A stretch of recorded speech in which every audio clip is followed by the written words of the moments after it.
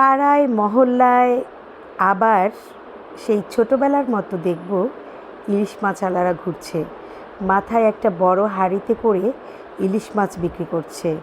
ইলিশ নেবেন, ইলিশ মাছ, আর আমরা ডেকে ডেকে সস্তায় ইলিশ মাছ কিনছি।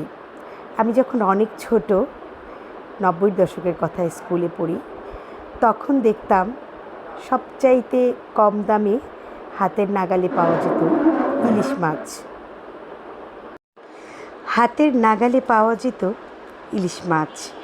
সারাদিন অন্য মাছওয়ালার ডাক না শুনলেও ইলিশ মাছের ডাকটা শোনা যেত।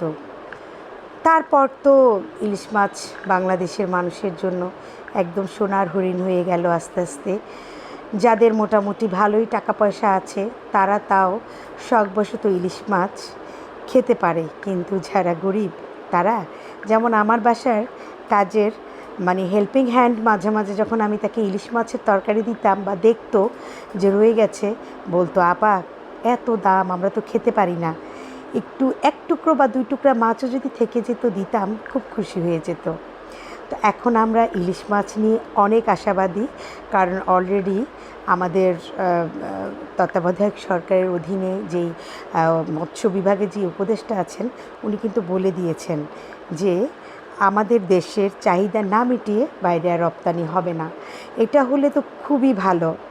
এই যে ফেসবুকে এসে আমরা যারা কন্টেন্ট ক্রিয়েট করি বা অন্যের কন্টেন্ট দেখি, খুব খারাপ লাগতো, দেখতাম পার্শ্ববর্তী দেশের মানুষরা ইলিশ মাছের ঝোল করছে, ইলিশ মাছ সর্ষে দিয়ে রান্না করে ভিডিও বানাচ্ছে, রিলস বানাচ্ছে।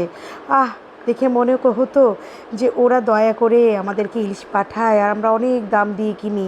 এই ইলিশ হচ্ছে ওদের, ওরা হচ্ছে এই ইলিশের মালিক।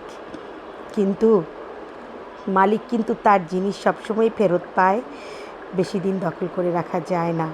বাংলাদেশ থেকে তাদেরকে খুশি করার জন্য যে ইলিশগুলো পাঠানো হয় বা হতো, সেগুলো কিন্তু তারা আমাদের চাইতে অনেক কম দামে কিনত। এখন আশা করি এই ইলিশ মাছের সাথে যে স্বৈরাচারী ভাবটা হতো, সেটাও বন্ধ হবে, অবশ্যই বন্ধ হবে। ছাত্ররা সব কিছু পরিষ্কার সংস্কার করার জন্যই নেমেছে, তারা সংস্কার করবে সারা বাংলাদেশ। যত জায়গায় যত অনিয়ম দুর্নীতি, সব কিছু বন্ধ হবে আশা করি। তাদের জন্য অনেক অনেক দোয়া, এবং তাদের সাথে যারা কাজ করবে বা কাজ করছে আগামীতে, তাদের সবার জন্য অনেক অনেক দোয়া।